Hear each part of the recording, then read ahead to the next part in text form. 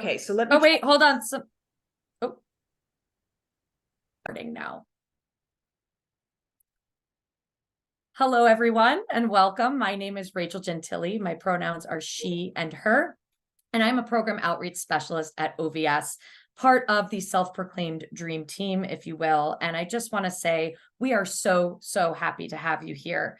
I'll be popping this in the chat in just a moment, but I do want to make a note that we have ASL interpreters on screen. If you need to see them, you can go make sure you're in the gallery view, but they are pinned and should be visible throughout the entire session. We also have live cart transcription, which once again should be across the bottom of your screen. You may need to select the button for show closed captioning, which depending on your Zoom should be at the bottom of your screen. I'm going to go over a few housekeeping and welcome remarks, and then I'm going to pass it directly to Megan, who is our speaker today. But this is the third of 3 of our virtual sessions, which are the lead up and in addition to the 2023 OVS conference, which is based on resilience, redefining victim services in an age of uncertainty. We are so grateful to have Megan, our speaker, here today. These sessions are a direct result of input from our planning committee and from all of you. We know that not everyone is able to join us in person at the conference. We had so many amazing submissions and we have people clamoring for more conference content. So this webinar series was born. So we appreciate you being here and for all of your feedback. We encourage you at the end of this session, you'll be prompted to fill out a brief evaluation survey. I know nobody wants to do it, but these surveys are invaluable for us. They help us. They're directly responsible for future programming that we do. We also, we will share them with the speaker as well. So as Megan goes on and is doing more presentations, any constructive feedback or things that you loved are definitely going to be helpful as she moves forward and continues to do her presentation. I would like to make a special thank you to my supervisor, Training and Outreach Unit Chief Blake Cush. He is away in Chicago this week at a conference, so he's unfortunately unable to say hello, but without him, this would not be possible. Obviously, the Dream Team, our director, Elizabeth Cronin, who is the reason we're able to do any of these events. She is a champion for all of these stories to be told, and we are just so grateful for her, and she sends her regards and thanks to all of you as well. I also want to thank the OVS Conference Planning Committee. They've met monthly. They have been they've been directly responsible for the programming that you see, the folks that are here telling their stories, and we would not be able to do this conference without them. And of course, Megan Sanchez-Warner, who is our presenter today. So this is, again, it's a part of our extended offerings for the conference. For those of you joining us in Albany next week, we are really looking forward to having you there. None of you want to hear me speak anymore, so I'm quickly going to introduce Megan Sanchez-Warner. She is our speaker for today. I want to apologize in advance to all of you. My Zoom platform has been a little bit persnickety today. So as we go through, we are going to be sharing some video. If there are any technical snafus, I apologize. It is my fault. It is my Zoom account. So just bear with us as we work through those as and when they come up. There will be some video clips shown. If for some reason they're choppy, just let us know in the chat. We'll be monitoring. Worst case scenario, we'll send all of this to you after if anything is not flowing as smoothly as we'd like. But Megan, without further ado, she is an executive producer of high-profile unscripted television shows. She's also a filmmaker, and she is a survivor of domestic violence. Megan is here today to talk about her personal story of survival, and we are really grateful for her to share her personal experience. We know many of you work with survivors every single day. Every survivor story is unique and different. We're grateful to have Megan willing to share her personal story with us. Without further ado, Megan, I'm going to pass this over to you. No one else needs to hear me speak, but thank you and welcome. Just want to make sure that you're unmuted. Thank you. Awesome. Thank you. Rachel, thank you so much. I appreciate so much the invitation to be here and to be speaking at the Office of Victim Services Conference. I know that this year's theme is resilience. And so as a survivor, I am flowing along with that theme. I also want to really quickly say that I want to thank those who are in the audience, those of you who work with survivors. It's important and crucial work you do, and I know this firsthand as a survivor. Thankfully, the help was there for me when I needed it, and because of victim advocates, law enforcement, trauma therapists, and so many others, I was able to heal and move on. Uh, Thank you. As Rachel mentioned, my name is Megan Sanchez Warner. I'm a TV producer. I produce big kind of glossy reality TV series. I'm going to start sharing some slides here. I'm going to jump back and forth with some slides. It might get a little glitchy because I will switch back and forth between this screen and the slides. I'll try to keep them up long enough. If not, I apologize. They're available afterward. So let me do this first. There we go. I have produced a number of big reality series like Real Housewives of Atlanta, Love and Hip Hop Hollywood, Real Housewives of Orange County, even Canadian series like Housewives, The A-List New York. I also, because of this, I consider myself an expert in reality. However, that's the hardest thing for me to see. It's a great thing when you're producing television, but when you are trying to produce your own life, it doesn't work very well. So, as Rachel mentioned, I'm a survivor of domestic violence. I'm a New York City producer, and I am horrible at handling reality. So that is my introduction to where I'm going today. On the surface, it looked like I had everything: a successful career, talented, creative husband who adored me. I had 2 beautiful, happy children, loft and Tribeca with a passport full of foreign adventures. But underneath the glossy surface, I was caught in a situation that was becoming deadly. And I couldn't see it. In fact, I was completely blind to the mounting danger. So for me, I find it's very important to talk about warning signs. I know many of you are advocates, you work in the profession, you understand these warning signs. I like to talk about them because it took me so long. This information wasn't available to me because I was blind to my situation. And I feel it's very important to talk about the warning signs as well as the psychological dynamics. So that's where I'm going to be focusing most today as it pertains to my story, because I see in my case so many of the warning signs that were clearly pointing toward where I was going. And if I, an educated, successful boss, could find myself in this situation and not be able to see the signs, I feel that it's imperative that I speak about it in order to put a face and a name to survivors, but also really to spread the information that I wish that I had been listening to earlier. The truth is, while I was producing these glossy reality TV series, at home, I was caught in a spiral of violence. So how could a strong, successful, independent woman like me not see the truth of my own situation? And the answer is denial. One little word. I'm going to give you a quick definition of it.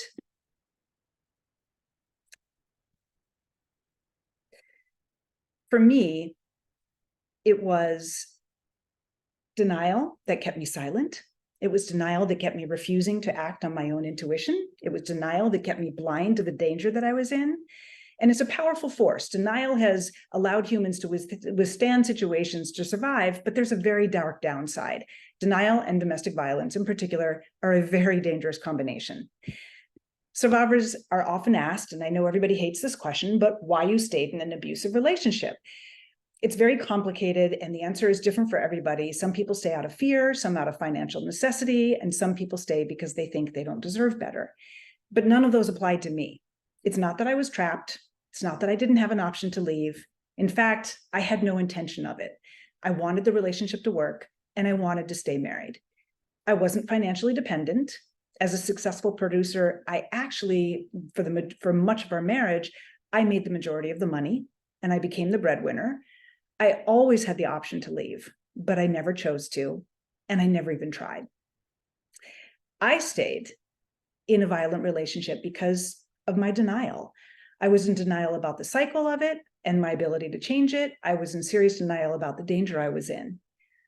So I've worked so hard to craft the vision of reality that I wanted for my family that I kept myself blind to the truth until we were headed literally toward death. So my goal is now to prevent others from following the same path of not seeing reality until it's too late. So I'm going to use a couple of illustrations from my case and talk about some of the warning signs and psychological markers that an abusive situation might be turning deadly. Again, many of you might know this already. So thank you for letting me share my story and for listening. And I hope that this will help others to potentially see warning signs before it gets to the point of a fatal showdown. I do want to also say, activation warning, that there are some suggestions of violence in my discussion and in my clips, and please be aware that some of these topics might prompt feelings or activate memories of your own, so please take care of yourself. I started speaking publicly about a decade ago with the support of the amazing team at the New York City Crime Victims Treatment Center, where I was a client. And they helped me to begin to speak publicly. I spoke at the mayor's office candlelight vigil, at conferences, at first responder trainings, at colleges. And then also a couple of years ago, I started making a documentary about my own story. It's been a very daunting process making a documentary film about myself and sharing my my story. And it's admittedly taken me a little bit longer than I'm comfortable with, but I'm in the process of editing it and we'll be getting it out hopefully next year. And I would like to share with you a little bit of clips. I'd like to first start with just a teaser. This is about a 3-minute clip. And hopefully, if there's any issues with any kind of technical sound, then they will stop, Rachel will speak up and stop the video. So please put in the chat. I won't see the chat when I have it full screen. So if you can't hear or you can't see, or if it's glitching, please put it in the chat and Rachel will speak up.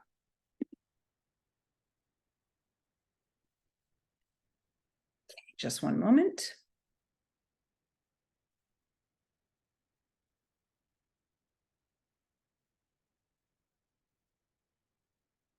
Hey, baby. Hold on one moment. Sorry, let me just put it full screen. Can you see, everybody see that? Yes, it looks good. Thank you.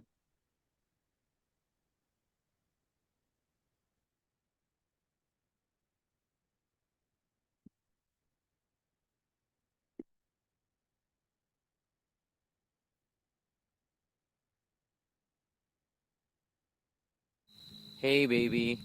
I adore you. I really adore you. Aww. That's sweet. Well, that's the Papa thing. was like a helpless romantic. But then if you adore somebody so much, how can you also hurt them, right?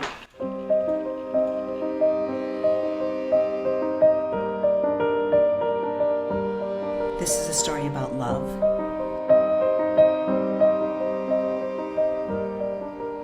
And violence.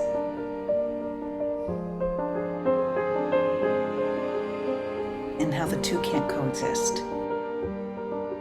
You knew what he was doing was wrong. It doesn't mean we didn't love him.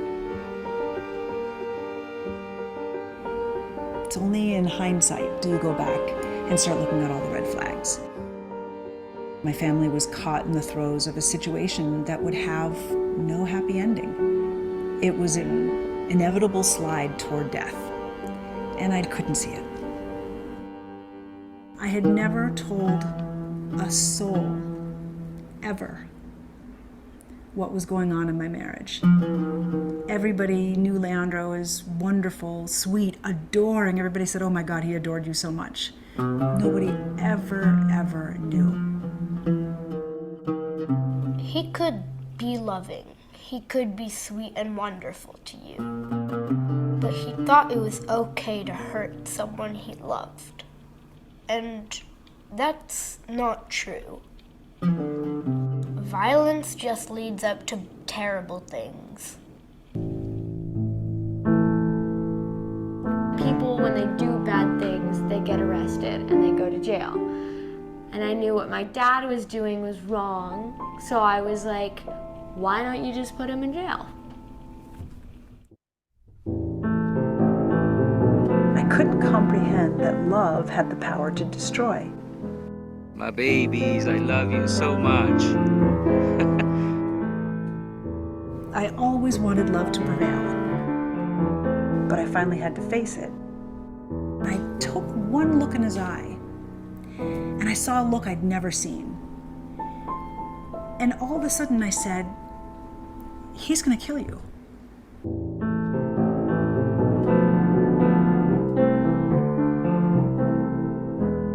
The crisis escalated into such a different crisis. God damn you! I could only see after everything went down how much denial I'd been in, that this could happen to my family.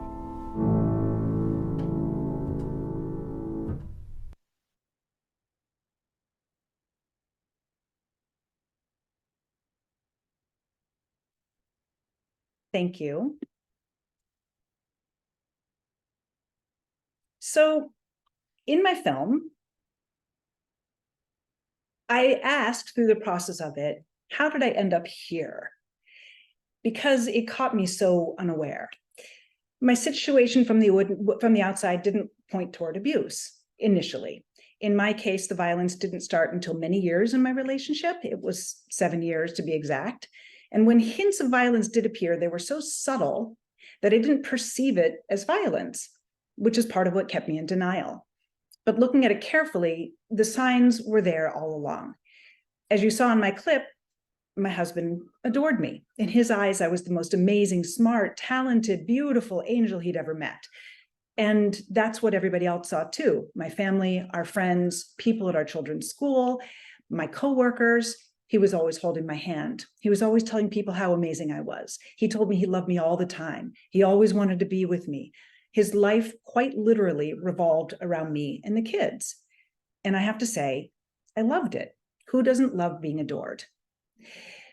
Leandro was a filmmaker, and he directed commercials internationally, and he was also a talented photographer, and he had art openings in New York, and we had a production company together, and we made short films and screenplays, and we were this dynamic duo with 2 beautiful children who seemed happy to take on the world. And the longer we were together, the more my career grew, and he applauded my success. He encouraged me to rise higher and fight for better positions and demand for higher pay. So he was my cheerleader and my rock. And in return, I was his producer, his inspiration, his photography model, his muse, everything. And being so needed, so central to a person's life can be intoxicating. And I loved being needed and being adored. But that adoration can also have a very dark side. I thought I could have everything, and I thought I could actually be it all. A mother, a producer, a writer, a lover, a wife, a muse, cheerleader, breadwinner, therapist, friend, and that's where I got it wrong. I thought I was Superwoman. And because I thought I could do everything everybody wanted of me, including rescuing my own husband and saving my family, it made me think I was the savior and not the victim. I have a slide, it's kind of, that's about the Superwoman thinking, and I can get back to that in a moment. And I just will quickly read it to you, which is the delusion that you are superhuman and therefore can or must save people. And then, of course, in my case, bring home the bacon too. So I like to say this, and I joke about it because I want to point out that I know all of you know this, but in general, the public doesn't necessarily perceive that victims aren't weak, dependent, submissive. I like to point out and put my face and my name to domestic violence because victims can be successful. You can be the breadwinner like I was, highly responsible people, highly educated, and we're not the ones that you would think would stand for abuse, but I did. I put up with abuse because I was blind to it, as I mentioned. For starters, it took more than 7 years for the first hint of violence. And then when it did pop up, it was so seemingly minor that I didn't really classify it as abuse. And it started very simply with a little push, just an emotional reaction to something I said. I, at the time, was pregnant with our second child, my son, and this was 7 years into our marriage. And I said something to make my husband react a little bit, and he was hurt by something that I said. And so he just gave me a little push, and I lost balance and I fell to the floor. And I looked up at him shocked, and he was shocked. And he said to me, "Oh my God, I just pushed my pregnant wife." And I said, "Yeah, you just pushed me.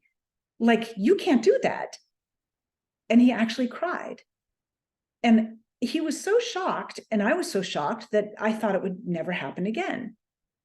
Well, I'm sure you all know where this is going.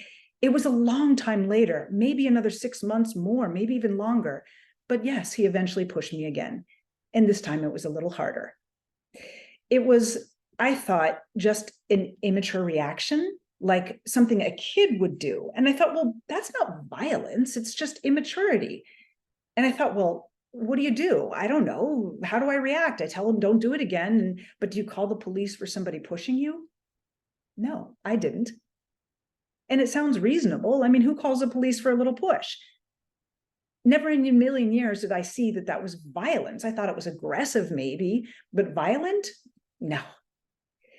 And that's because I believe I didn't want to see him as violent. I was okay seeing the man I loved as immature, because that can be dealt with, and I could love him through his immaturity, and I could help him become less immature. And I might even be able to recognize that he was perhaps aggressive, and to help him through that. But violent? No, I couldn't handle that. So I simply didn't see it. I want to go into the psychological reasons for this denial. But first, I want to point out that I know many of you will see that this follows a pattern as well for warning signs that often violence crops up for the first time in pregnancy. I'll kind of pinpoint some of these later, but that's one that I want to clearly point out. And I also want to say that even though his behavior was definitely inexcusable, I thought that it would never happen again. And I want to point out my own psychology in this. And there's a saying, which is fool me once, shame on you, but fool me twice, shame on me. So the problem was in my, also, not only him, of course, but in my response to the aggressive action. A smaller push leads to a bigger shove, which leads to submission from another shove. And I don't want to say in any way that this was my fault that any of this happened. I just am trying to explain my own psychology in the middle of it, and realizing how over time I realized I was not able to demand actual consequences for a very, very, very long time. And sure, I reprimanded him. I told him he could never do that. And I explained 1,000 times why he couldn't or shouldn't or, ever push his wife, his love, the center of his universe. And then he, of course, agreed, apologized profusely, and said how much he was an idiot and embarrassed, and he needed my help to be a better man. And he needed me to help him to be less angry. And that's the dynamic that I bought into. I knew I was better at handling my anger and frustration. I knew that I was more emotionally mature. I knew that he needed me to be a calming force for him, because that's what we do for the people we love. And that was the crux of the relationship. I became the one who helped him handle his emotions because I was stronger. And I also became the justifier. I would start to say, well, that's okay. You were angry. I understand. It's only a little push. I'm okay. And the violence stayed this way for a very long time, just pushes and shoves. And in fact, this was the majority of the violence in our marriage. I do want to point out that he was never a hitter. He didn't use his fists. His violence was more reactive. Later, yes, I'll tell you about some other things that clearly crossed into different lines, but that was also part of my perception, is that I thought a batterer was somebody who was a slugger, and that wasn't the case. I do want to go back to some patterns here for a moment. I'm going to share the screen.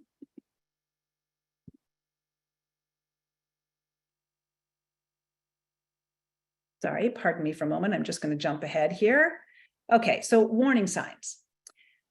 First, that things begin during pregnancy. Also, I'm going to just jump ahead to this one. I fit all of these other, initial early warning signs. It wasn't just the violence. There can be many other, as you know, warning signs, which are, the fast-moving romance in the beginning, the jealousy, the clinginess, dependence, desperation when love is questioned. And also the sense of, I can't live without you. Now, I know you all know that that's a very clear indicator, that a clear warning sign that this is a dangerous situation. But I have to point out how blind I was to that. I felt like the desperation was again, it played into me wanting to caretake him more. Like he needed that love. And the desperation I did not see as a warning sign. I saw that as his own emotional issue. I saw that as his immaturity. I saw that as his struggling with his own self-doubt, his own mental health. And even once he said to me, I need you so much. And I just get so desperate, perhaps even in justifying some push that he'd done. And I would say to him, you love me, but you don't need me to survive. Our kids need each other, need us to survive, but we don't need each other. We're adults. A good relationship is you choose each other. You keep choosing each other to survive. And he would say, oh no, I need you. I can't live without you. And for me, this is a really crucial warning sign that I completely missed. And I thought, well, that's sweet and loving, and he's just trying to tell me how much he loves me. But I'd like to kind of go back into this and dive a little bit more into the psychology of need. His emotional need, and me caretaking his emotions, caretaking his crises of confidence, as I would call them. Well, it just kept snowballing bigger and bigger. And I could only see each individual little snowball at a time, not noticing the pattern that was clearly building, that was going to, when one little snowball trickles down, there's going to be another one, and there's going to be another one. And before you know it, there's an avalanche. And that pattern and the consistency of it completely eluded me. And I also want to go back and point out that sometimes, as you all know, sometimes the most deadly relationships aren't necessarily the ones that have the most physical violence. When I went, in my working over this and researching so many statistics and signs for my film, I really struck upon some research that clarified it all for me, which is the pattern of control. And this, it's the pattern, but also the mentality that is really important. So I want to go back and bring up a concept that pertains to this, which is something that you might all know about, but I didn't. I have to say, some of you might be thinking, okay, well, that's clearly codependence, and you wouldn't be wrong. And yes, he needed me, and I needed to be needed, and I needed to feel important as well. But I didn't perceive I was being controlled. And it's not that I liked being pushed around or shoved, but I just thought, I'm not a battered woman. I'm too strong for that. And if you don't perceive it as abuse, then it's not putting up with abuse. If you dismiss something as not being violent, or you keep rationalizing it away, you won't see yourself as experiencing violence. And of course, that's denial. But the best explanation that I've found for my own denial and why I couldn't see the abuse for what it was is a term that perhaps you all know, but it's was new to me, which is betrayal blindness. And this one really resonated with me. And I'd like to bring up a slide for just one moment and let you know, show you the definition of it. So bear with me for just one moment.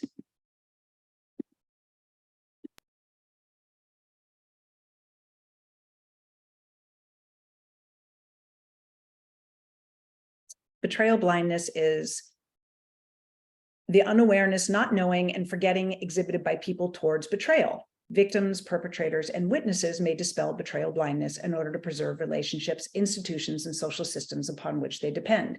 This is courtesy of Dr. Jennifer Freyd. I have left her link in there, and that can be shared with the slides if you care to look more into it.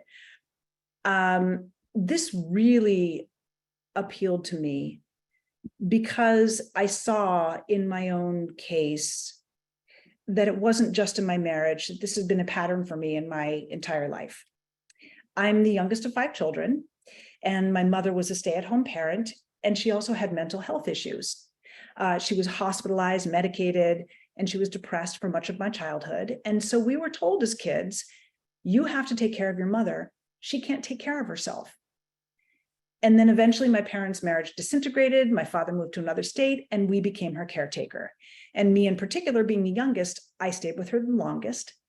And caretaking her emotions kept her happy and alive. And in return, I received love, and I received attention, and I felt needed. And I was praised for how strong I was. And it's no wonder then in my adult life that I became a boss, a leader, a mentor. I feel confident being in charge. I'm inspired by leading other teams of people towards success, especially creative people, and especially in TV shows. And I get a huge ego boost by being the producer who can always have a solution to any problem. I can solve your problem. I can solve that problem. I can solve this problem. Now, this led me to success and work, and I can handle more stress than most people know. I work incredibly long hours without complaint. I thrive on motivating others. But on the flip side, it's a terrible combination when it comes to domestic violence. I won't let anybody else take care of me. I want to be the one to take care of others. So it kept me, it set me up perfectly for how I approached being the superhuman, the superwoman who could caretake everything in my husband's situation, thinking, it's okay. It's just a push. You were angry. Don't worry, we'll get there. Or no problem, I'll fix it. Baby, I know you're having a hard time. Just focus on what makes you happy. So sooner or later, over time, as you all know, I don't have to tell you how things escalated and the violence got more, the pushes became much harder, and things started going in a sinister direction. And it was in his mood that started to shift. And I'd like to go into the psychological dynamics here. But first, I want to tell you a little bit more about how I tried to help him in his psychology of going toward happiness. I tried to get him to focus on what would really make him happy, which was his, photography, his creative projects, his going deep into nature. He liked to go into nature and do a lot of photography. Before I do that, I want to go back. Sorry, I'm switching back and forth here a lot. Going back to this thing of betrayal blindness, I'd like to bring that up one more time, because there's an important line here that I think is I'd really like to point out. Give me just one moment. And it's the second line, which is victims, perpetrators, and witnesses may dispel blindness in order to preserve relationships. So the word that really popped out at me here was perpetrators. Now, we don't often think of perpetrators as being the one who are blind to their own abuse. Now, I think in many ways, obviously, they know very clearly what they're doing, but at a certain point, it becomes a sense of forgetting that they have their own, that they're blind. In my case, it was kind of true. He was so blind to the abuse because his social system depended on it. He started believing in that he needed me to be that way, but also more than that, that he was the victim. And again, this goes back to more of Dr. Freud's research, which is Darvo. And I'm sure you all have heard of the concept of Darvo, but I'd like to bring it up here just in case you haven't, with a definition of it. Darvo is an acronym for deny, attack, and reverse victim and offender, a perpetrator strategy.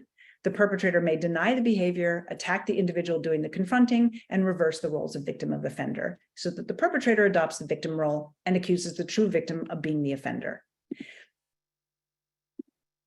Now, for me, this was obviously present, and I know it is in many different relationships. But for me, the Darvo went even more into not just blaming me and reversing the victim offender, but really believing it, which goes back to that concept of even being blind to his own abuse. I was turned into the villain is his mind. I remember at one point, the first time I ever noticed it, and again, it was a progression over a couple of years. And one time he had, again, a mention of violence here, he had pushed me, but just a push very hard though. And I went into some furniture and I damaged my hip. And when I said to him, you can't do that, and reprimanded him, he said, I didn't push you. I just touched you. And it was you who made yourself fall backwards. You did that. That was you, not me. And now you're making a big deal of it to make me look like the bad guy. So I was again turned into the villain and the perpetrator, and he was the victim. And it was a huge case of gaslighting, as I know you all know. And even the next day when I started getting a bruise on my hip, he was like, well, that wasn't me, that was you. And it goes back to that. We've all heard many cases where people say, if you hadn't made me so angry, I wouldn't have pushed you. You made me do that. It's not your fault.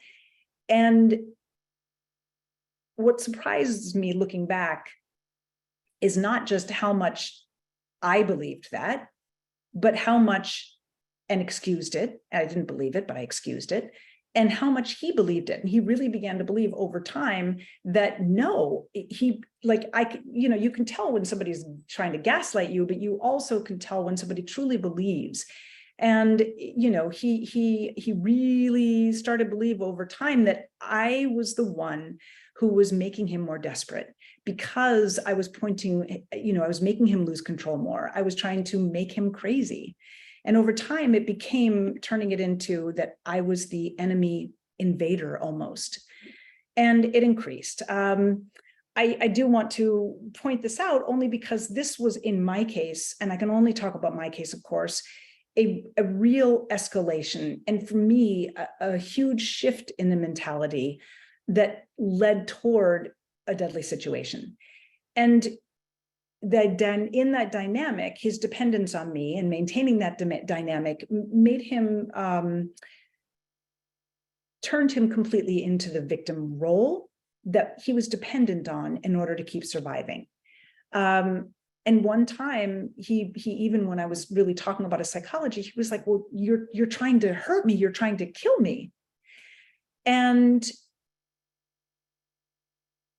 this brings me to something I want to kind of mention, which is when, for me, the violence clearly escalated into a point that was way beyond just pushes and obviously intense. But I want to say that let me just tell you the story, and my own psychology looking back on it really surprised me. It was a Saturday night and we were at home drinking and having a glass of wine after the kids had gone to bed. And that's another warning sign that he'd started drinking more recently, not all the time, but he was more eager to drink, and I'd noticed it. So we started talking about love or commitment or something. And I said something that must have made him feel insecure. And I prompted him to think that my love might be taken away, something, maybe about a need. I don't remember what it was. But all of a sudden he reached out, and rather than pushing, he grabbed me, he dragged me across the room, he threw me on the couch, and he started to strangle me. And before I could even react, he threw me to the floor, I bashed my head, and he let go, and it was over. And I was so shocked because he'd never done anything like that before. And it was the first act that I really considered clear intentional violence. And it wasn't just it was an emotional reaction, but I could also see, well, he intended to hurt me, but I had no idea what to do. And I know many of you have heard these stories before. And I remember going into the bathroom and saying to myself, you need to call the police. Like, that's not okay. That is so clearly, that's not just, immaturity. That is way over the line. But my voice was damaged and I couldn't speak. And so I hesitated. And I was afraid of calling the police because it would wake up the kids, and then the doorbell rang, and I didn't know what would happen if the doorbell rang, and then the neighbors would hear, and how was I going to get 2 sleeping kids out the door, and what was I going to do with them anyway? And all of that. Also, I knew that it was going to expose an embarrassing situation that I didn't want to be exposed. Nobody knew about the violence. Nobody knew what was going on.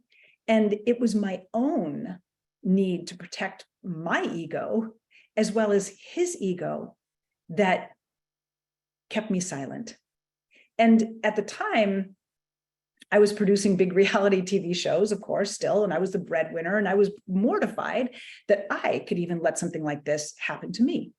So what did I do? I justified it. I said, well, he never would have done that if he hadn't been drunk. And I blamed the alcohol, not him. And I denied that he would be capable of such a horrible thing if he hadn't been hadn't been drunk. So in essence, I excused it. And I have to tell you a story here, which is that, in a moment of sanity, the next day I actually did call the police after dropping my son at daycare. And I said, hypothetically, when I could barely speak, but I kind of was, and I didn't use my own phone. And I asked, hypothetically, what would happen if someone, well, not me, of course, wanted to report being strangled? And the woman on 911 said, well, we'll send the police right away and he'll be arrested. What's the address? And I hung up. And I went right back to believing that, well, he would have never done that if he wasn't drunk. It wasn't him. It was the alcohol. That's it. Because it was just too big for me to face reality. I want to start bringing up again the increased signs of lethality. One, of course, is strangulation. Another one is increased dependence on alcohol or substances. I want to point out this thing about denial is that I have a funny story I like to tell, which is that when my daughter was 6 years old, one of her friends told her that there was no Santa Claus. And she asked if it was true. And my husband said, well, he was actually a honest father in that way. And he said, well, yeah, I don't want to lie to her. There's no such thing as Santa Claus. And she cried and she was crushed and she was distraught. And then the very next day, what did she do? She went right back to believing in Santa Claus, because the reality of a world without Santa Claus was too painful for her to accept. And she went back to believing in Santa Claus for another couple of years. And that's exactly what I did. I did exactly that with domestic violence. It was too painful for me to admit that my partner, the man I loved, could actually intend to hurt me and not just have an emotional reaction, a push. So I went right back to believing that it wasn't true. And rather than saying I needed help, I twisted it in my mind that even more so, he needs my help. This man is sinking. He's drinking too much. His emotional problems are getting worse. He's clearly not well. He needs my help. And that's the power of denial. So I went about trying to help him. I started reading up on anger management and rage issues, because it was a whole lot easier to blame his violence problem on an anger management problem than to face the truth of violence. And I wanted to help him with his mindset get better. So this goes back to the photography. He found deep solace in the desert landscapes. And whenever he went there, he would really relax and calm down. And I was trying to work on getting him to calm down. So we arranged a few trips to the desert, and his photography was really stunning. In my film, I, of course, go into that whole part. But, which is another thing, how can somebody who creates such beauty in life also be violent? But there are many people like that, unfortunately. So he would go away for a week to Death Valley or go away to Utah, but he couldn't stand to be away from me for long. So he would rush back home, and I was doing everything to boost his ego. And the other part of this too is that he was unemployed. That's another warning sign, an unemployment of the abuser. And, at the end, it had been almost 4 years since he had really made any significant money. And so for 4 years, I was the complete breadwinner. And I was thinking I was the hero when I wasn't. So I want to also bring up the shift in psychology that was really crucial here, which is when the situation started to really change. And I feel that mental health of the abuser is something that we don't necessarily talk about enough. And in particular is feelings of depression, feelings of worthlessness, and also suicidal ideation. My husband in particular had a tendency to think about suicide. When we were dating, he told me that when he was 16, he actually had tried to take some medication to take his own life, and not very convincingly. He only took a handful, but it was an attempt, and he'd gone through a lot of therapy when he was younger. And another thing, that when my daughter was born, years before he ever became physically abusive, we'd had a minor argument and a simple disagreement about something. And it wasn't any violent, just a simple argument that a couple has. And I'd taken my daughter for a walk, and I came back, to cool off for about an hour. And when I came back, he said to me, "I'm really glad you came back, because I was going to go jump off the Brooklyn Bridge." And at the time I thought, well, that's a funny way of telling me you love me, but I didn't really take it as true, because I knew that he had attempted, but I just thought, well, he's just trying to tell me he loves me. And that's not, I brushed it out of my head.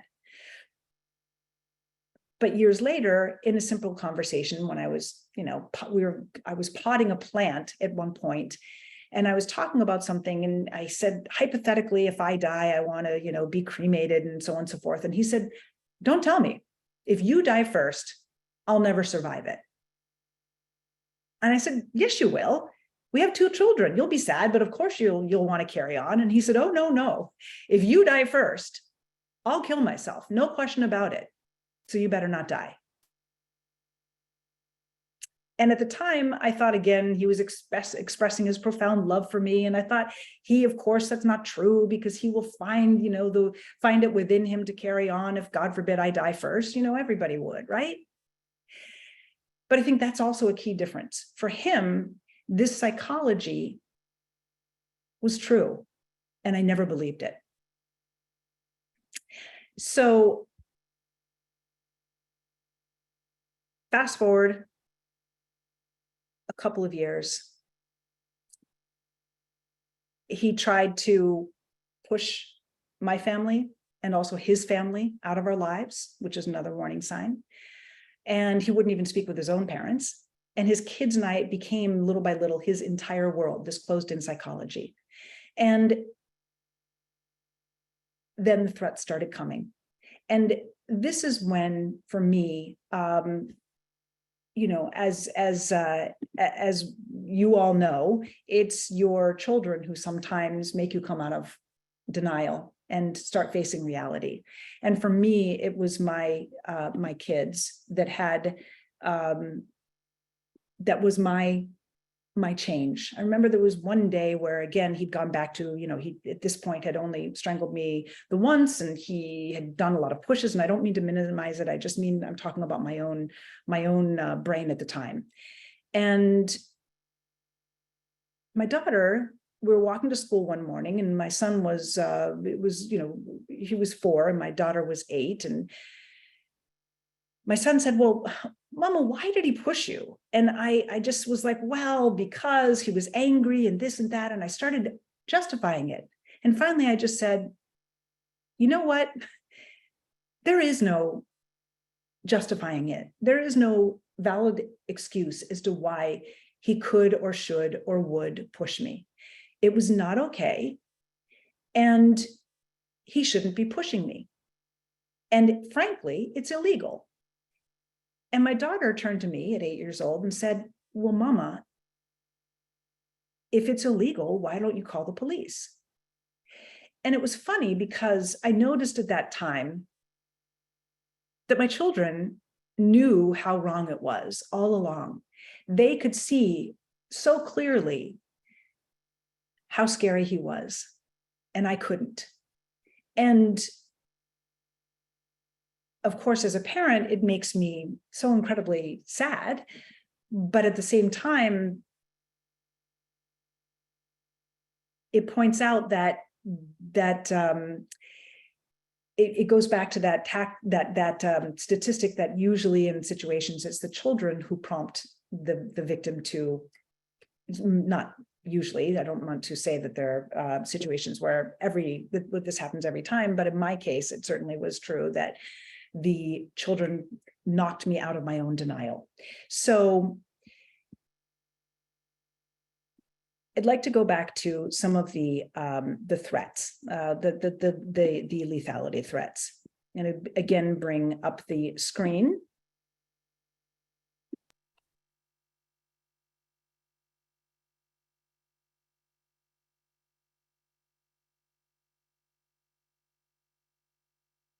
As you all can see, I mentioned strangulation, increased dependence on substances, unemployment, changes to emotional and psychological health, threats to harm or kill self, and threats to kill partner, children, family.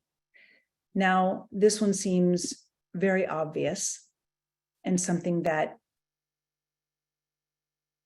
is of clear sign that something is turning more dangerous by the moment. But for me, I didn't quite believe it in the beginning. I knew things were getting bad, but those threats were what really prompted me to start calling out everything and saying, this is not okay. I finally started saying, after way too long, I might be in a domestic violence situation. I finally uttered those words. And again, I hadn't told anybody. I began to utter those words to myself. I began to say, this is abuse and this is not okay. And this is after years of being pushed. This is after being strangled. This is after the death threats had started coming. So it was very, very, very late for me that I actually came out of my own denial. And I finally said, just start listening to what he's saying, because that actually was one of his pleas and one of his reasons of getting angry was saying, you're not listening. And of course, that was a control tactic, but I just thought, okay, let me start listening. And when I started listening, I was shocked because I could suddenly hear all of the ways in which his mind had switched. And he started saying, I'm at war with you, and I'm not going to start fighting until I'm dead or you're dead. And then he would say, where once upon a time he would say, in a relationship early on, well, hey, if you ever cheated on me, I would leave you, which is rational. Now he would say, if you ever cheat on me, I'll kill you, which of course isn't rational. And that shift in mentality really woke me up, and I started saying, this is not okay. But again, I was still in the superhero helping mode, and I thought, well, he really needs help. Like, this is not good. He really needs help. He would turn around and say, don't believe that. I don't believe anything I say. I'll say anything when I get angry. But the threats started coming more and more, and they started getting specific. So this, I want to also point out the research of somebody that you might all know, Janet Mockton Smith. And she talks a lot about the shift, the mental shift in the relationship that really precedes a lethal situation. And, for me, the dynamic was changing, and I knew it. And the more I called it out, the more he panicked, thinking, you're calling me out more on this. So he knew that I was closer, let's say, to making him accountable. I want to bring up this one graphic here, which for me was very, very illuminating. One moment, please.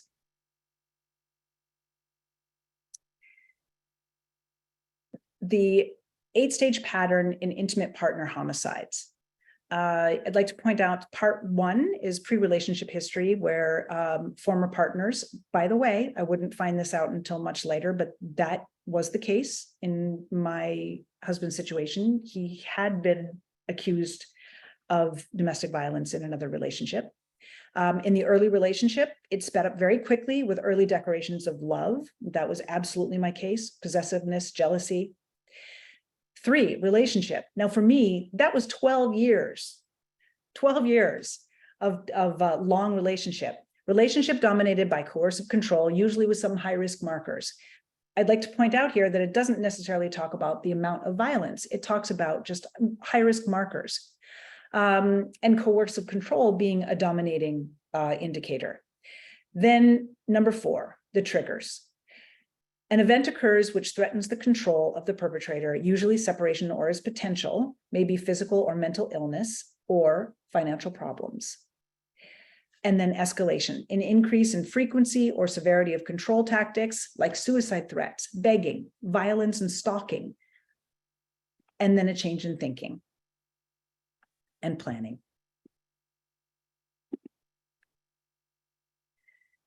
So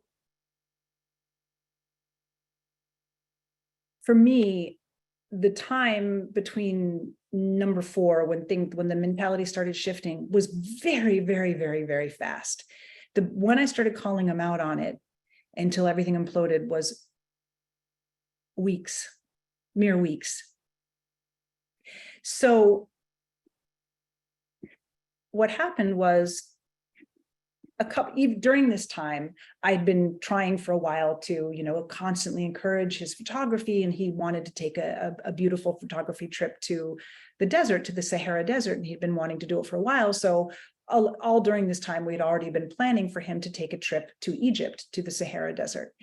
And so he could go there for photography, and we had to work it. And I'm a producer, so of course I helped him produce that too, which was to go there when the moon was the right time, so he could have more light for photography, and finding the right part of the desert, which was the White Desert. And so, and I kept encouraging him because he found so much solace in the desert. I kept saying, get to that point, get to that point. And simultaneous to this, everything started to change in our relationship. So after we booked the trip, the more I called him out on it, the more it spiraled. Threats escalated, fear and panic escalated. He was calling me the enemy. He made jokes about relishing in seeing me dead, threatened to embarrass me publicly, ruin my work reputation in very specific detail. He threatened repeatedly to kill himself if I stopped loving him. He kept saying the words death over, kill, humiliate, war, death. And these words just kept swirling in my head. And whenever he would say them, they would raise the hair on my arms. But I still thought, well, he's just saying that. And I know I need to do something, but I just didn't know what to do. But I knew that I couldn't keep living like this. And then it was a certain point where right before he was leaving for Egypt, it was maybe a couple of days before, mere days before he was leaving for Egypt. My family was all in town.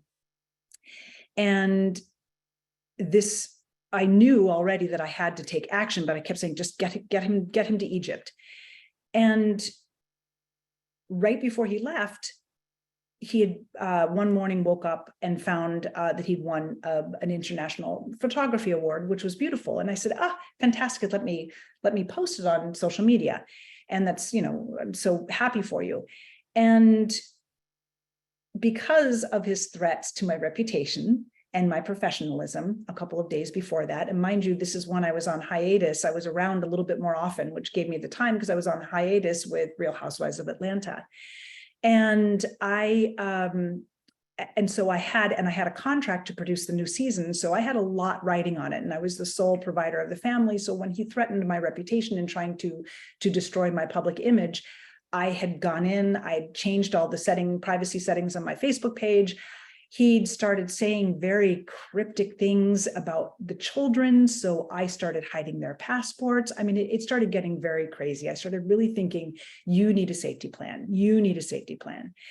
And I just couldn't get my brain together to figure out what that was yet. I needed space.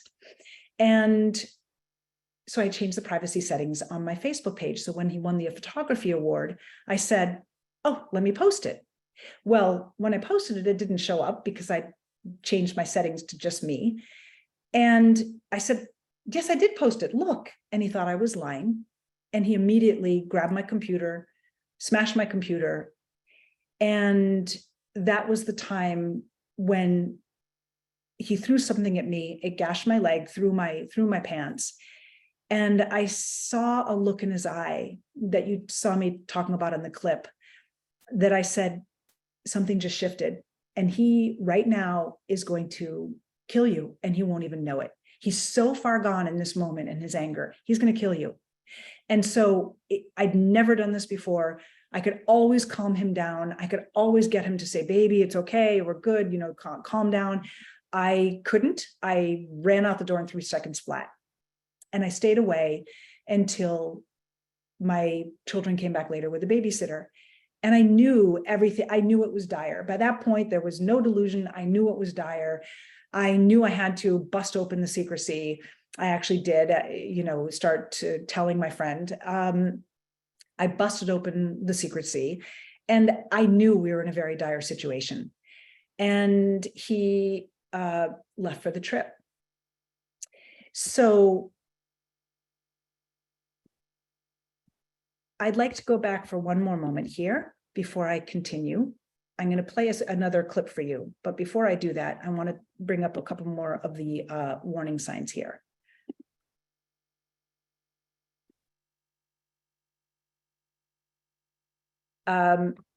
He strangled me not once, but twice. And I just want to point out here that one incident of strangulation makes a victim 7 times more likely to be eventually killed by a partner than somebody who doesn't strangle. But a second incident of strangulation increases that chance of being of lethality an enormous amount. Not everybody knows that, so I like to point that out.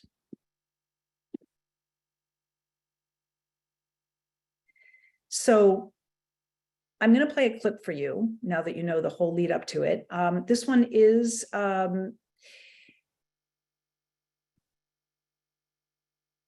give me just one moment.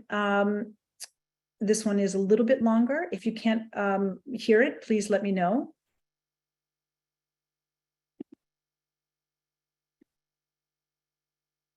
Pardon me, while I have my technical issue. Okay.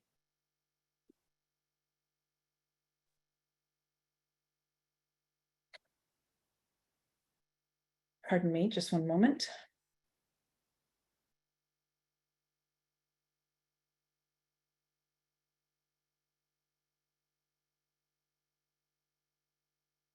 I'm sorry, I'm having a bit of a technical issue.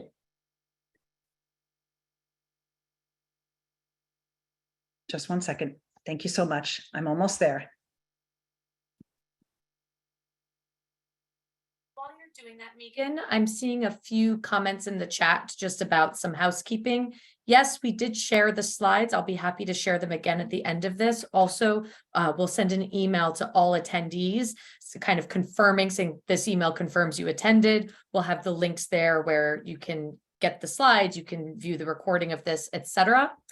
I'm just trying to see if there are any other questions that came through. The evaluation will be coming through. I'll share it in the chat again after Megan's finished and before we sign off. And again, it'll be in that email as well. Thank you. I'm going to share screen again now. All right, Megan. That will work. Great. Share screen. Thank you so much. And we can see it now, yes. Wonderful, thank you.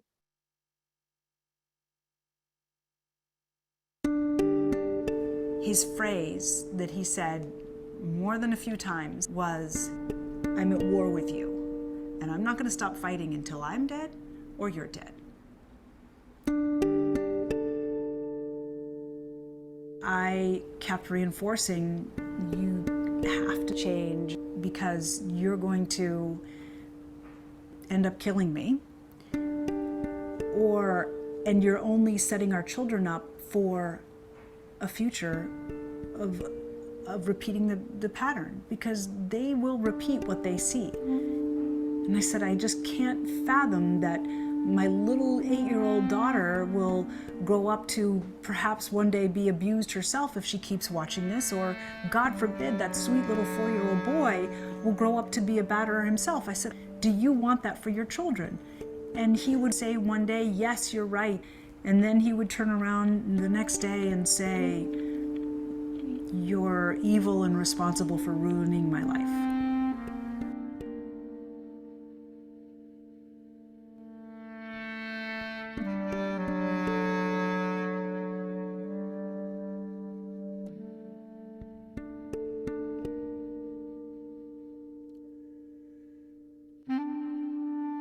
I kind of felt safe from Papa, because I know that my mom wouldn't let me get hurt by him.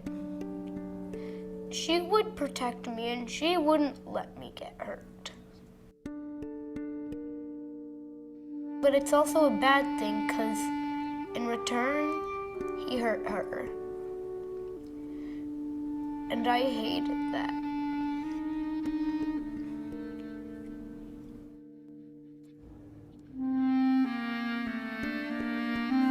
Another amazing place.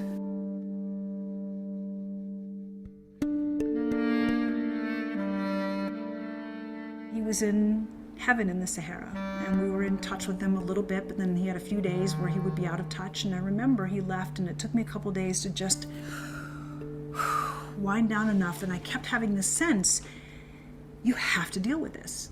Like the clock was ticking. I said, you only have 10 days before he comes back. You have to deal with this now.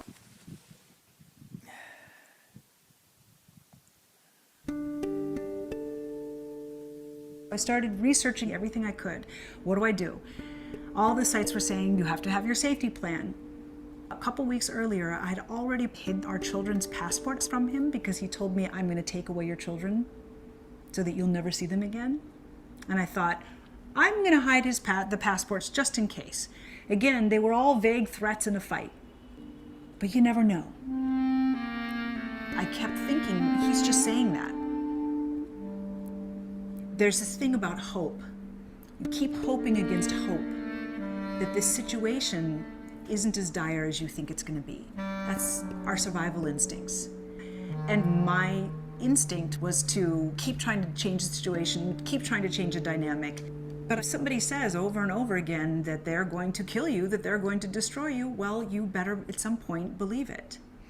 And it took me very long to actually see that this was truly realistic.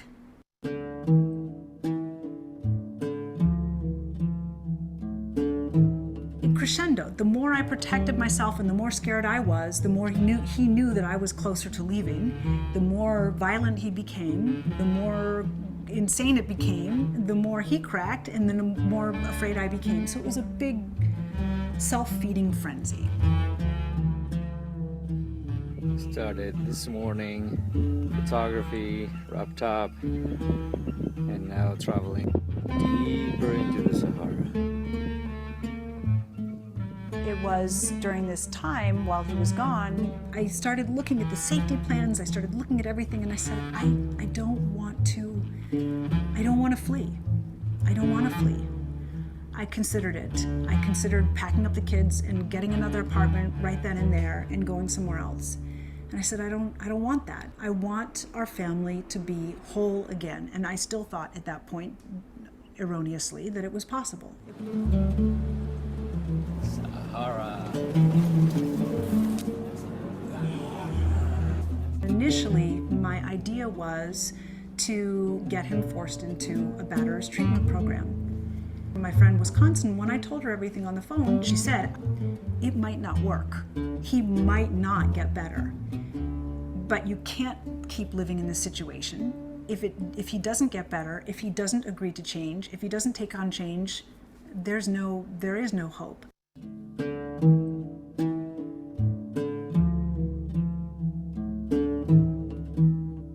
And so I knew that we were at that crossroads, and I agreed. I said, this is the only way. Going all the way deep into the Sahara Desert. We are already deep into the Sahara Desert. Now we're going to go even deeper to the White Desert. We've been traveling more than a day and a half, and now we're going to be going even deeper and deeper.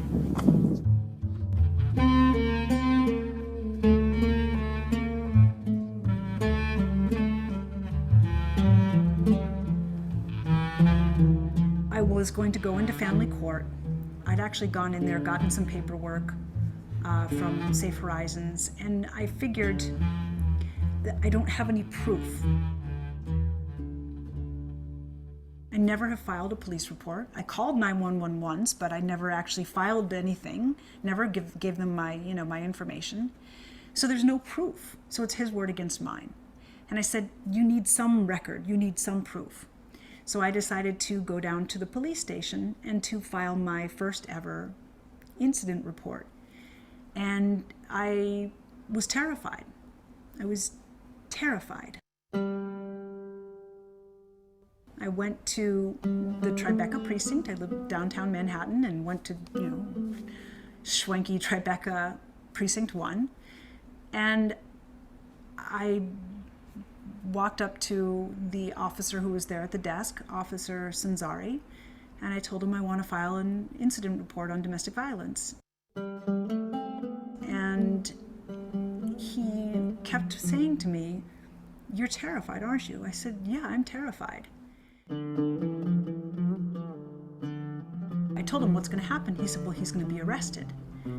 And I said, "But I don't want him arrested." He said, "It doesn't matter. He has to be arrested." I said, "Yeah, but that's not what I came in here for. I just wanted to file an incident report. I just need a record so that I can go to family court and I can get him forced into a batterers program."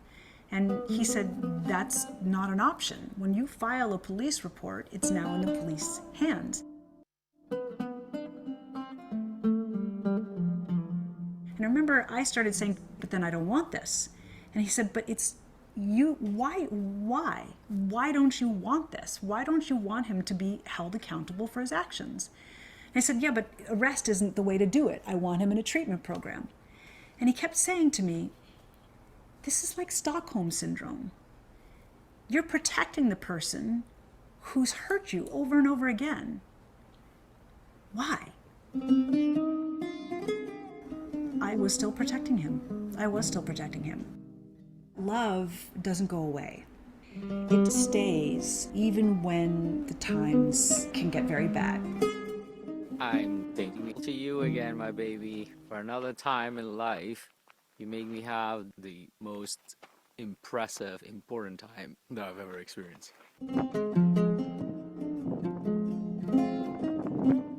That's my tent over there. It's very, very beaten up. We left for part of the day, and now the camp is a little bit of a mess.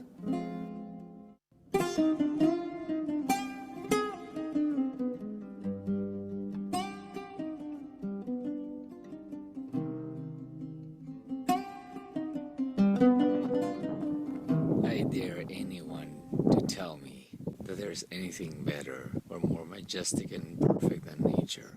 Look at that thing. I started looking over the police report, and that's when I realized that it was a felony. And I started researching what a felony would mean, and jail time, and what the DA's office might do, and I started absolutely freaking out. I was so afraid of everything that was going to come down. I knew from that point forward that this was going to be very, very, very, very messy.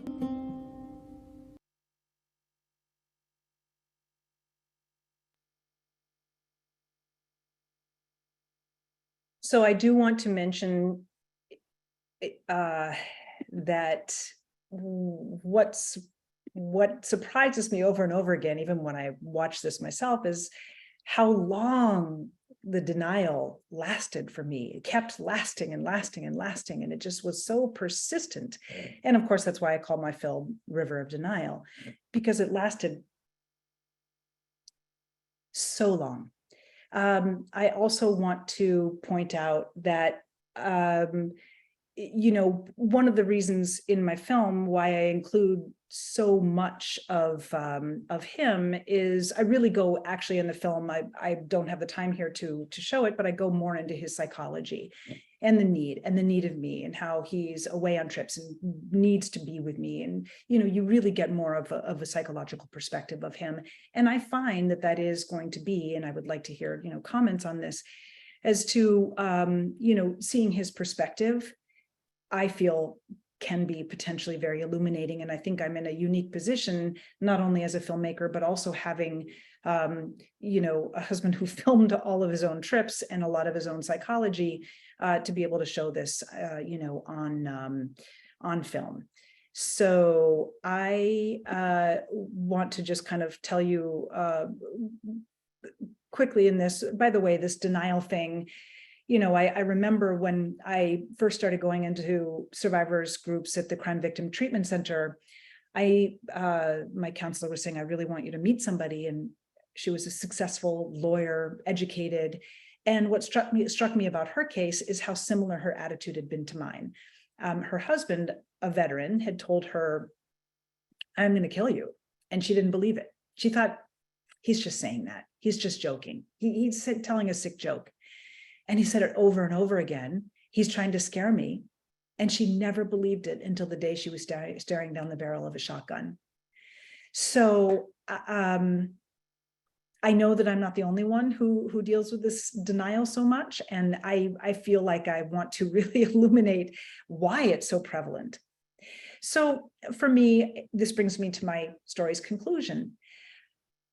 My husband was facing arrest for felony violence against me, not just the strangulation, but also using the object against me that had cut through my leg. Again, I wasn't trying to get him arrested. I wasn't trying to leave him. I was trying to get help. I wanted him forced into a batter's treatment program. I knew that he was dangerous. I knew that he was a little bit unhinged at the time, or starting to become. And so I had tried to enlist his mother, to whom he hadn't spoken to for a while, to come move to New York. I knew that he'd be facing a restraining order. I started, I also, because he'd made threats against the children, I had to tell the school, the children's school, about the restraining order, and that triggered social services, child protective services. So which I think is really interesting, because it made me almost less inclined to find a different place to live, because I wanted to keep their life the same. So in any case, for me, what happened was, at the very end, because I had brought his mother into the situation, she said, you have to, she was horrified that her son might be facing jail time, although she didn't deny the violence. And she said, you have to tell him. You have to tell him that he's facing violence, that he's facing arrest when he gets back, because I was working with the police to go pick him up at the airport myself, because it is not New York territory, it's Port Authority territory, and they had no jurisdiction. I had to get him back into a place where they had jurisdiction for him to actually be facing arrest. So finally I said, well, his mother's going to tell him if I don't, so I have to tell him. Well, that triggered a whole lot of hell for quite a few days. He kind of went ballistic. He threatened to hire a hitman and have me killed, that he would leave Egypt and come find a place in New York where he could sneak in, take the kids, and take them so far away that I would never see them again, that I would spend the rest of my days traveling the earth in misery looking for my children. And at the same time, he would one day say, you're right, I really want us to be together. I want our family to work. I need help. I need help. I want to be good. I want to do this. So he went back and forth and back and forth. And I would spend 12 hours on FaceTime with him just to make sure that I knew where he was. So it went back and forth and crazy like this. We were trying to arrange to have him come back. I even hired him a lawyer. I agreed to pick him up from the airport because he said, I just want to spend, okay, I'll come, I'll be arrested, but I just want to spend 1 hour with you, just 1 hour, because I won't see you for 6 months. And I agreed to it. So all of this, in the end, I had a blessing. It was a tragedy, but it was a blessing at the very end, because at one point he said so many conflicting things to my children. I was trying to protect them psychologically. And at one moment he was coming home the next day. He said he wanted to speak to the children on FaceTime. I said, no, you can't, just no, we'll see you tomorrow. And because I was changing the dynamics again, in the end, rather than flying home the next day, my husband ended up flying out the window instead. And he went out in a burst of violence and he killed himself. It's horrible.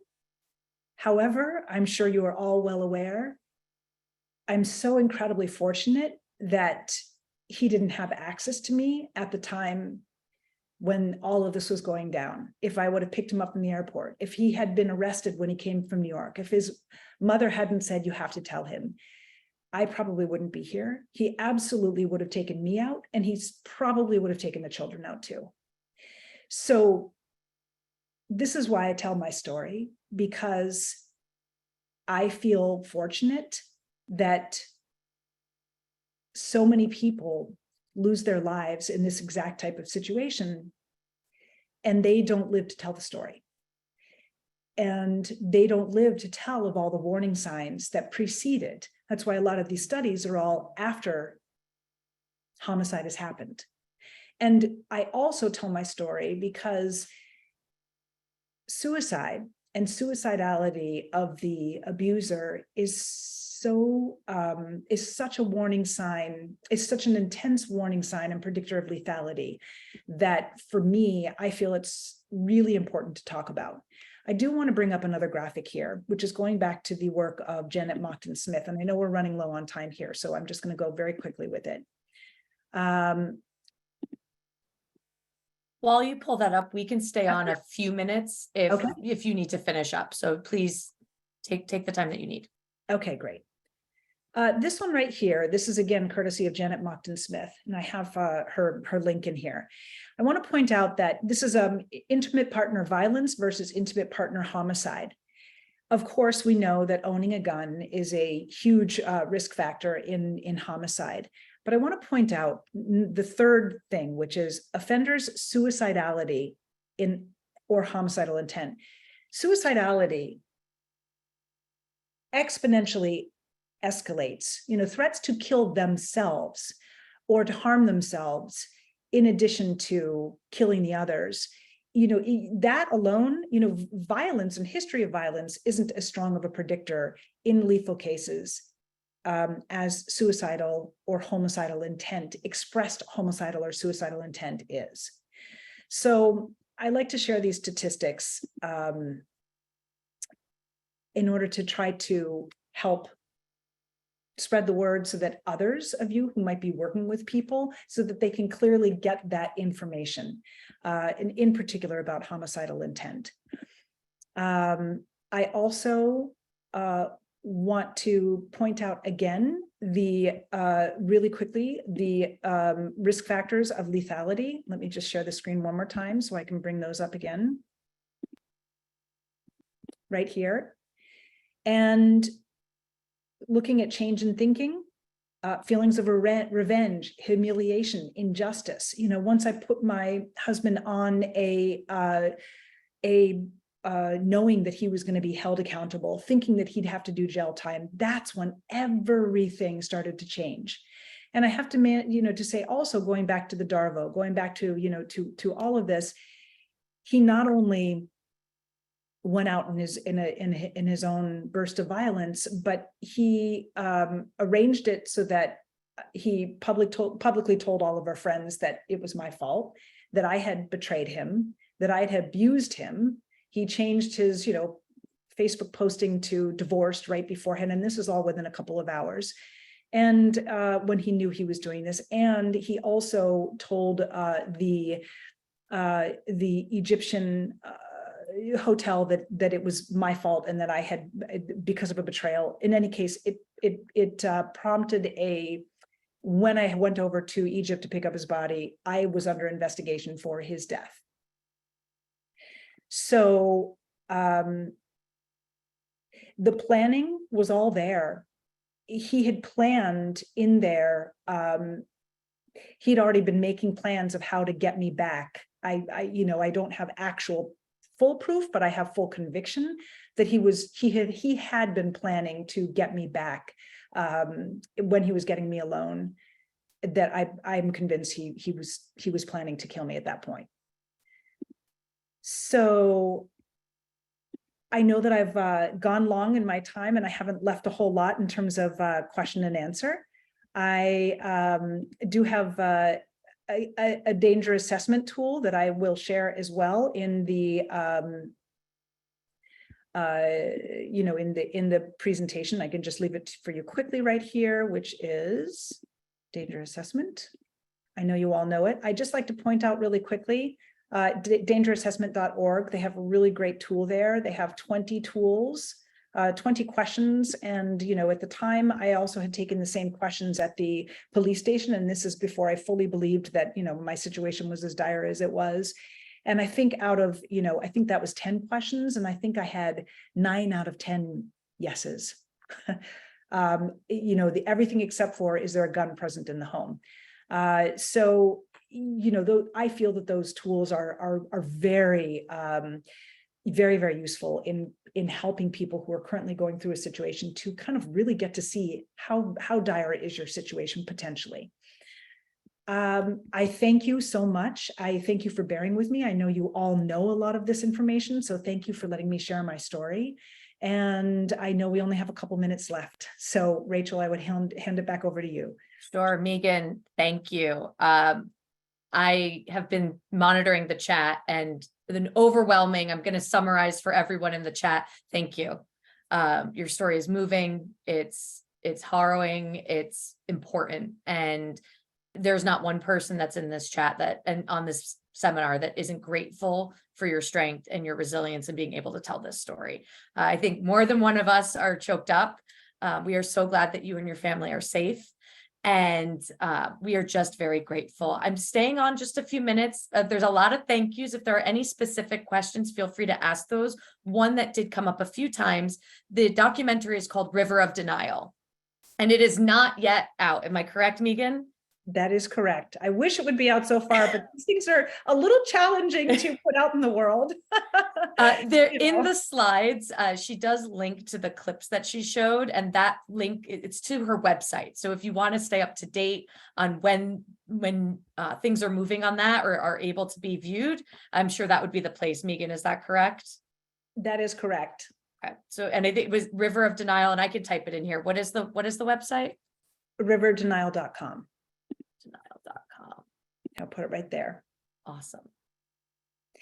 And yes, I am more than happy to also, I would love to hear, and I wish I would have left a little bit more time for this, how you all would find this. My goal of making this film is to spread information, to have an awareness campaign around the eventual release of the film, to really use it as a way to talk about warning signs, to talk about suicidality of the abuser, and to talk about denial in a big way, because I feel that might help. If I can talk about my own denial, I feel it will really help others, say, kind of bust through their own denial. And in particular, the warning signs, suicidality. I could go on and on about family annihilators. And the mentality of family annihilators, I feel, is something that is not talked about a whole lot. And I feel like it should be more prevalent in our conversations. So I would like to find ways, and as I go, to use the film, and I would love to hear from everybody else how you might use that information to share, and how you could potentially feel that to be useful. My film, the information, but also using my film to spread information, because I'm still trying to figure out exactly how I should approach that. Sure. We can stay on for a few more minutes. I would also say I've sent a link in the chat, but when you close, you'll have access to the link to the evaluation.